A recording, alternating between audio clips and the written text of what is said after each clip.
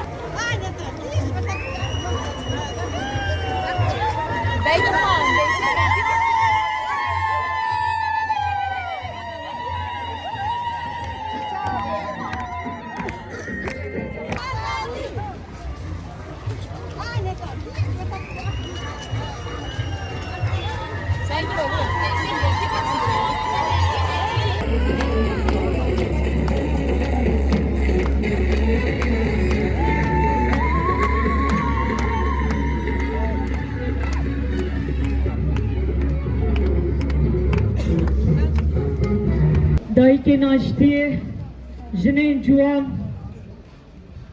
hevalên ve hevalên hêja ez jî we bi rêzdarî silav dikim heştê adarê li we li tevahî jinên Kurd pîroz be hûn hemû bi xêr hatin ser seraser çawa hatin.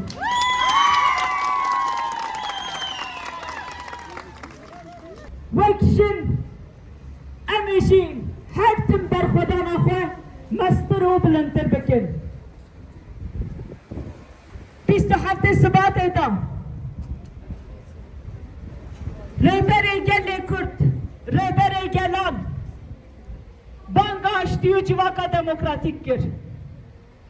Wê bangê da jî got pêşeng jinin, avagerên civakê jinin bi destê jina divê civak bê ava kirin. Em baş dizanin ku pergal bi zanebûn nêzik dibe. Babik sawarî, mêrperestî û bi tundî hez dikin bin pê bikin.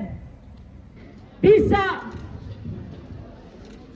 em wek Kurd rastî 100 sale em berxwedaneke bêhempa didin.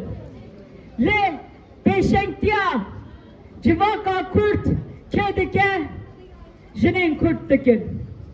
Em ê hine mînakan bidin. Ji sarayan heya bêrîvanan, ji arînan heya Deniz Poyrazan ev berxwedam berdewam e.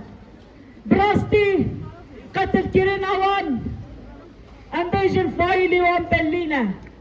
Berçavin lê hez dikin jinên pêşeng jinên ku civakê ava dikin hez dikin wan qetil bikin.